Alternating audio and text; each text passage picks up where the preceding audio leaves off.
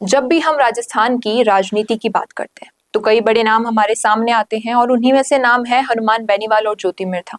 इन दोनों का आपसी टकराव जग जाहिर है। जब ज्योति मिर्धा कांग्रेस में थी तब भी उन दोनों की नहीं बनती थी और आज जब वो बीजेपी में है तब भी दोनों का टकराव लगातार जारी है।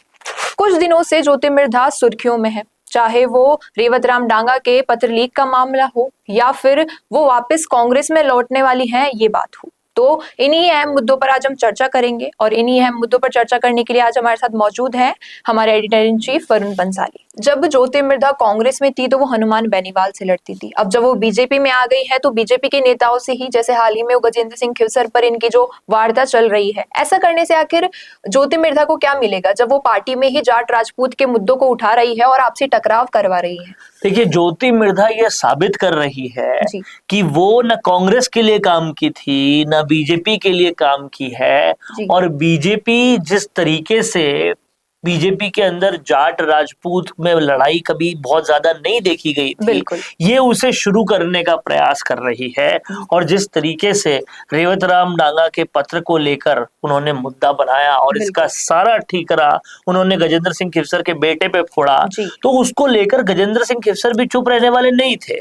उन्होंने भी अपनी वाक्पटुता से ज्योति मिर्धा को बोलना शुरू किया और पब्लिकली बोलना शुरू किया, क्योंकि ज्योति मिर्धा ने भी पब्लिकली ही वोट शुरू कर दिया था।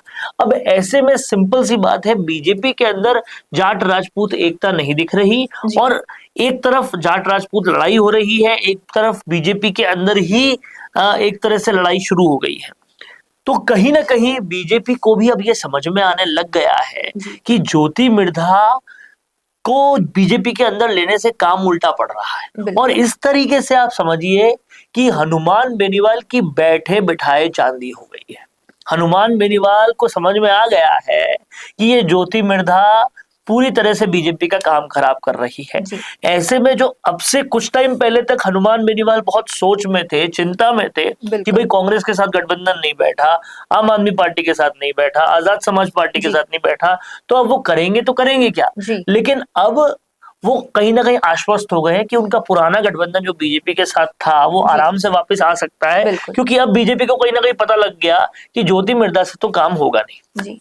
तो जैसा कि आपने कहा कि जो ये अंदरूनी कलह हो रही है बीजेपी के बीच ही, इससे आखिर हनुमान बेनीवाल को क्या फायदा हो सकता है? देखिए, फायदा एक तो मैंने आपको गिनाया कि जिस तरीके से ज्योति मिर्धा खुद का ही काम खराब कर रही है, उस तरह से हनुमान बेनीवाल की आगे की राह जो है बीजेपी के साथ वो क्लियर होती जा रही है। और कहीं ना कहीं ज्योति मिर्धा को लेकर बीजेपी ने उल्टा लोकसभा सीटें गंवाई। आप ये समझिए 11 सीटें गंवाई, जबकि हनुमान बेनीवाल को जब लिया था तो 25 के 25 आई थी। तो ये यूज केस भी सामने दिख चुका है बीजेपी को। और उसके बाद ज्योति मिर्धा की इस तरह की हरकतें करना सोने पे सुहागा हो रहा है। ये दो तरीके से हनुमान बेनीवाल के लिए विन विन सिचुएशन है। एक तरफ तो हनुमान बेनीवाल बता सकते हैं कि भाई तुमने मुझे वोट नहीं दिया खिवसर में और बीजेपी को वोट दिया, ये देखो बीजेपी में अंदर ही लोग लड़ रहे हैं, तुम्हारा काम तो कर नहीं रहे। तो खिवसर के लोगों को कहीं ना कहीं अपने स्टेप पर रिग्रेट फील हो रहा है और हनुमान बेनीवाल के पास बोलने के लिए कुछ हो रहा है कि मुझे वोट करते तो विकास के अलावा कुछ नहीं होता, इनको कर रहे हो तो देखो क्या हो रहा है, नतीजा है सामने। दूसरा बात ये हो रही है कि उन्हें बीजेपी को प्रूव करने के लिए साफ साफ जो है अब यूज केस मिल चुका है कि देखिए ज्योति मिर्धा आपके अंदर आके क्या कर रही है। ऐसे में दोनों तरफ से हनुमान बेनीवाल के हाथों में लड्डू है और हनुमान बेनीवाल ज्योति मिर्धा की इन हरकतों से मुझे लगता है उनको काफी राजनीतिक फायदा हो रहा है। जी, तो जैसे ये ज्योति मिर्धा आपसी कलह करवा रही है और बीजेपी में काफी अंदरूनी कलह चल रहा है, तो इससे बीजेपी को ऐसा लग रहा है कि ज्योति मिर्धा को उन्होंने गलत सीट दे दी। जाहिर तौर पर ये तो है ही, क्योंकि पहली बात बीजेपी ने ज्योति मिर्धा को सीट इसलिए दी थी कि येन केन प्रकरण हनुमान बेनीवाल को हराया जाए और वो जो नागौर की सीट है वो अपने हाथ ली जाए, वो जो खिवसर की सीट है वो अपने हाथ ली जाए।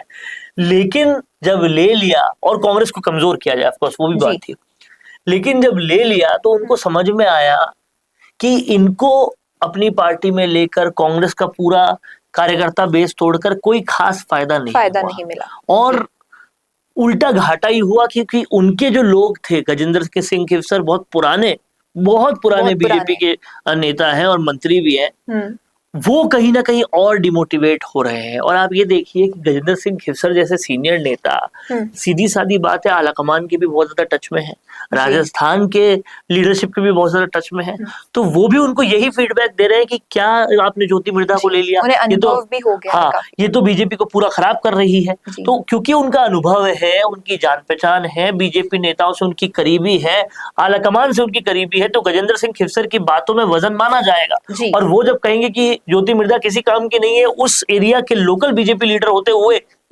तो उनकी बातों को तवज्जो दी जाएगी। और ज्योति बिल्कुल। मिर्धा को कहीं ना कहीं बीजेपी लेने के बाद बहुत पछता रही है, और आने वाले वक्त में शायद कोई एक्शन भी ले ले। क्या मिर्धा को भी यही लग रहा है कि वो बीजेपी में गलत गई कांग्रेस को छोड़कर? देखिए, कम से कम थोड़ा अस्तित्व तो था जब वो कांग्रेस में थी। बिल्कुल। बीजेपी में आने के बाद तो वो अस्तित्व विहीन हो गई है, खत्म हो गई है। मुझे लगता है कि उनको उस वक्त ऐसा लगता होगा कि अव्वल तो बीजेपी में कोई खास जाट नेता है नहीं, सतीश पूनिया के अलावा कोई बहुत बड़े जाट नेता है नहीं, तो मेरे लिए एज अ जाट बहुत स्पेस बन जाएगी। जबकि कांग्रेस में बहुत सारे जाट नेता हैं, तो उनके लिए खास कोई स्पेस बन नहीं पा रही थी, क्योंकि गोविंद सिंह डोटासरा सबसे ऊपर बैठे थे, उसके बाद भी हेमाराम चौधरी से लेकर हरीश चौधरी से लेकर बड़े बड़े जाट नेता थे वहां पर, तो उनके लिए स्पेस बन नहीं पा रही थी। बीजेपी में शायद वो स्पेस बन जाए, लेकिन हुआ उल्टा हो गया। और बीजेपी को वो पूरी नागवार निकली, और उनके लिए भी बीजेपी कोई खास फायदेमंद नहीं हुई। और इसलिए साफ समझ में आता है कि ज्योति मिर्धा अपने करियर के उस चक्रव्यूह में फंस गई है, जब वो ना उधर की रही है और ना इधर की रही है। जी बिल्कुल ऐसा ही है। तो जैसा कि आपने देखा, ज्योति मिर्धा इन सुर्खियों में तो बनी हुई है, लेकिन उनकी खुद की गलतियां ही उन्हें शायद राजनीति से बाहर करवा देंगी। ऐसे ही अहम मुद्दों के लिए बने रहिए संवाद के साथ। मिलते हैं अगले वीडियो में। भारत का सबसे तेजी से बढ़ता हुआ डिजिटल न्यूज चैनल, जिसका परिवार 4,17,000 लोगों से भी ज्यादा बढ़ रहा है, वो संवाद न्यूज चाहता है हर जिले और हर राज्य में मीडिया पार्टनर्स। तो अगर आप बनना चाहते हैं संवाद न्यूज के पार्टनर्स, तो कांटेक्ट करें नीचे दिए गए नंबर्स पर। इसके अलावा अगर आप वीडियो एडिटर बनना चाहते हैं या फिर न्यूज इंडस्ट्री में बतौर इंटर्न सब सीखना चाहते हैं, तो संवाद न्यूज के जयपुर हेड ऑफिस में काम करने के लिए संपर्क करें स्क्रीन पर दिए गए नंबर पर।